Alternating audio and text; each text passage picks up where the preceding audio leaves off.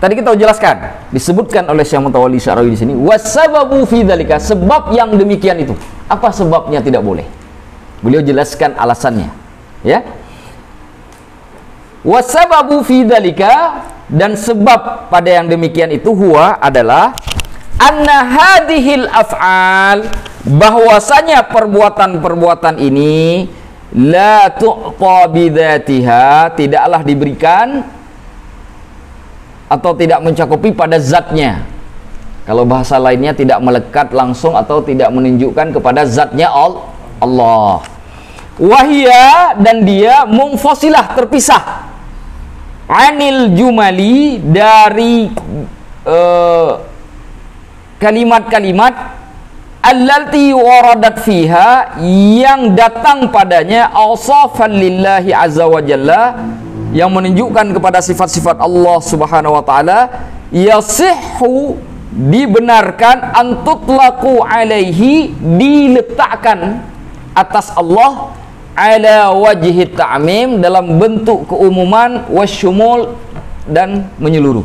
Maksudnya adalah sifat-sifat Allah itu yang tidak boleh disebut nama Allah, tidak disebut sama, hanya perbuatannya saja, itu terlepas atau tidaklah merupakan bagian dari nama-nama Allah, tetapi itu menceritakan tentang sifat-sifat Allah secara umum. Secara umum.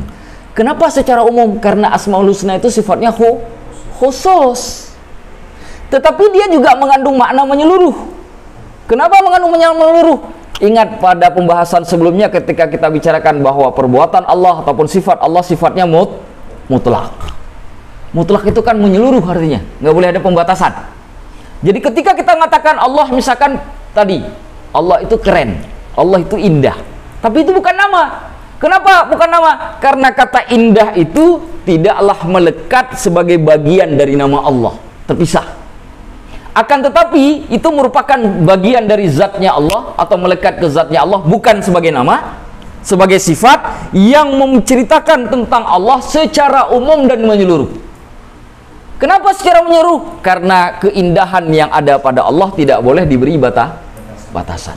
Makanya dia mengatakan begini, kalau kita nanti bangkit di hari kiamat, jika kita bisa memandang Allah, maka nikmat keindahan memandang Allah itu akan mengalahkan keindahan surga sekalipun dengan segala nikmatnya.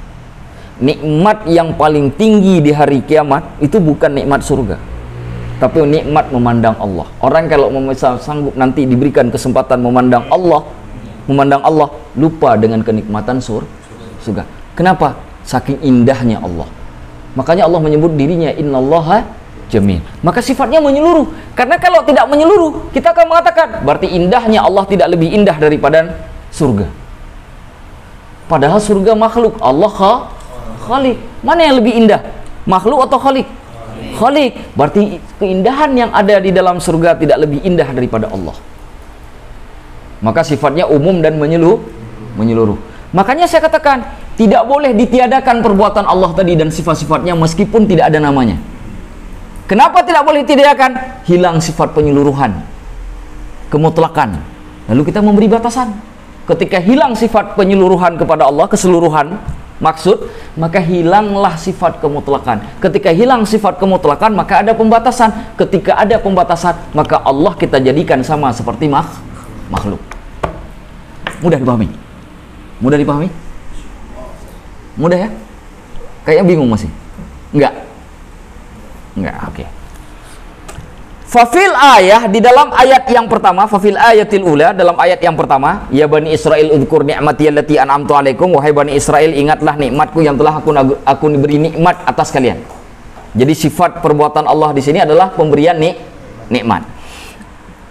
Nama Allah itu bukan pemberian nikmat, pemberian rezeki. Ar-Razzaq itu rezeki kan?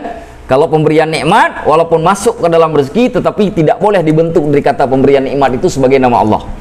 Di dalam ayat pertama Najid kita temukan anna in'amallahi azza wa jalla, bahwasanya pemberian nikmat Allah azza wa jalla kana ala Bani Israel, itu kepada Bani Israel. Kama anna, sebagaimana bahwasanya in'amallahi azza wa jalla, pemberian nikmat Allah azza wa jalla, yakunu menjadi min nasibi, bagian dari.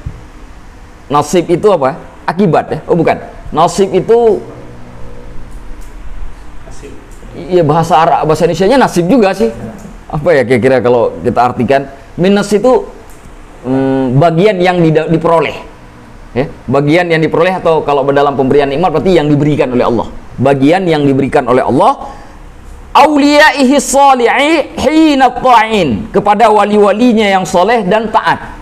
Artinya begini, ketika Allah mengatakan dalam ayat pertama, wahai Bani Israel, ingatlah nikmat yang telah kuberikan kepada kalian. Apakah pemberian nikmat itu hanya terbatas kepada Bani Israel? Ayat mengatakan pemberian nikmat kepada Bani Israel, tetapi karena perbuatan Allah sifatnya menyeluruh, maka kita tidak membatasinya kepada Bani Israel saja. Ketika kita membaca ayat Bani Israel bahwa Allah memberi nikmat kepada Bani Israel, langsung muncul dalam akidah kita, dalam tauhid kita, dalam keyakinan kita bahwa pemberian Allah, nikmat Allah kepada Bani Israel itu bukan hanya terbatas kepada mereka saja, tapi juga Allah berikan kepada hamba-hambanya yang soleh, yang taat juga, walaupun mereka itu tidak berasal dari Bani Israel. Begitu. Jadi kita baca ayat, wahai Bani Israel, aku berikan nikmat kepada kalian. Begitu kita baca ayat itu dalam Al-Quran, langsung muncul itu dalam hati kita. Wajib tauhid, bahwa nikmat Allah tidak hanya terbatas kepada Bani Israel, tapi kepada semua makhluknya, termasuk kepada orang-orang yang bukan dari kalangan Bani Israel. Selama dia soleh, dia taat kepada Allah, Allah pasti beri nikmat kepada dia. Jadi harus langsung masuk ke dalam hati kita. Untuk apa? Lita'mimi wa syumul, supaya adanya keumuman dan penyeluruhan. Itu tadi maksudnya. Jadi nggak boleh dibatasi. Jadi walaupun konteks ayatnya menceritakan Bani Israel, tidak boleh kita pahami bahwa nikmat Allah hanya sekedar kepada Bani Israel. Hanya saja ayat itu meskipun cerita kepada Bani Israel, kita pahami bahwa salah satu bagian dari umatnya, dari hamba-hamba Allah, dari makhluk-makhluk Allah yang Allah beri nikmat itu adalah Bani Israel, tanpa menafikan makhluk lain, tanpa menafikan umat-umat yang lain yang juga telah Allah beri nikmat. Jadi begitu cara baca ayat Al-Qur'annya. Nah, jadi ketika kita baca ayat Al-Quran, kita baca, oh cuma Bani Israel yang Allah beri nikmat. Bahaya itu. Sudah ada pembatasan. Masuk ruang akidah. Lalu kita menafikan kepada umat lain bahwa Allah memberikan nikmatnya juga. Ketika kita nafikan pemberian nikmat Allah kepada umat yang lain, murtad sudah. Kafir itu. Lantas kalau Bani Israel Allah beri nikmat, kalau umat lain yang tidak Allah beri nikmat, terus siapa yang beri nikmat kepada umat yang lain? Manusia? Kan tidak. Maka tidak boleh diberi bata. Nah, itu maksud dari Syekh Mutawalli Sya'rawi. Bisa dipahami sampai di sini? Waalaikumsalam warahmatullahi wabarakatuh. Bisa dipahami sampai di sini? Nah, kita lanjutkan lagi. Fahuwa tabaraka wa ta'ala, dan dialah Allah tabaraka wa ta'ala, yarzuqul jami', memberi rizki kepada semuanya.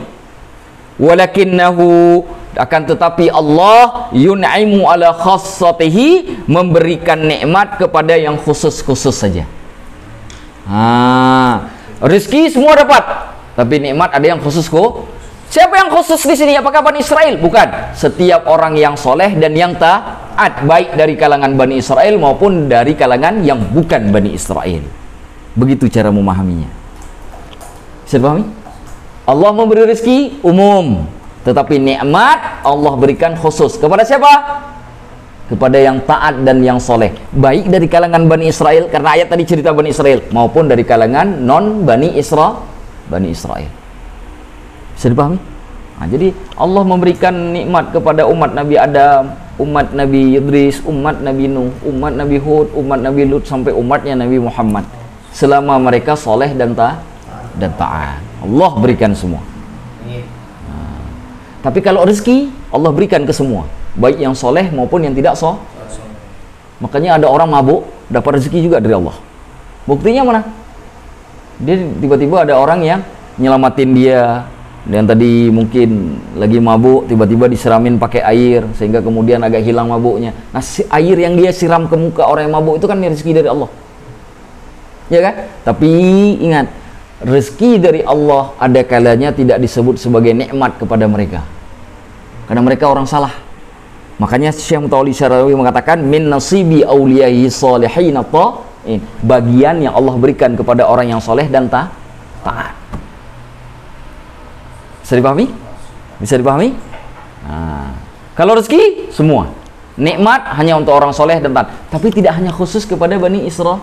Tidak boleh dikhususkan kepada Bani Israel saja, karena akan memberi batasan kepada Allah. Ustaz, bukankah tadi sudah memberi batasan? Kenapa? Harusnya nikmatnya juga diberikan kepada yang jahat tadi. Bukankah itu tidak memberi batasan? Tidak, karena Allah punya sifat memberi rezeki. Seperti kita memahami Ar-Rahim, Ar-Rahman, Ar-Rahim. Ar-Rahman Allah berikan untuk semuanya. Ar-Rahim Allah berikan kepada yang mukmin. Ya kan? Artinya rahmat Allah tidak terbatas. Hanya yang satu Allah berikan kepada semuanya, sedangkan yang satunya lagi dikhususkan kepada orang mukmin. Begitu juga dengan rezeki. Rezeki semua Allah berikan. Yang jahat, yang ingkar, yang dustakan Allah semua dapat. Tapi ketika bicara kenikmatan, Allah berikan hanya kepada yang soleh dan taat. Jadi kenikmatan semuanya untuk semua umat. Tidak boleh dibatasi. Sedangkan pembatasan kepada orang soleh itu ditutupi oleh keumuman pemberian rezeki. Bisa dipahami? Mudah dipahami sampai di sini. Nah, seperti kita memahami Ar-Rahman, Ar-Rahim. Jadi tidak bisa kita katakan Ar-Rahim itu terbatas, karena memang Ar-Rahim itu pengkhususan, karena ada umum, ada khusus. Setiap pada bagian khusus itu tidak boleh dibatasi kekhususannya. Mana contoh? Seperti tadi, memberi nikmat kepada Bani Israel saja. Ini orang-orang soleh dari Bani Israel dapat nikmat, sedangkan orang-orang soleh dari umat Nabi Lut misalkan tidak dapat nikmat. Nggak boleh. Karena Nabi Lut kan ada juga yang beriman kepada Allah, walaupun sedikit, tetap saja Allah berikan nikmat. Tidak boleh diberi batasan. Kira-kira seperti itu makna umum dan Bisa paham sampai di sini? Saya agak sedikit ragu. Coba ditanya kalau misalkan ini masih bingung.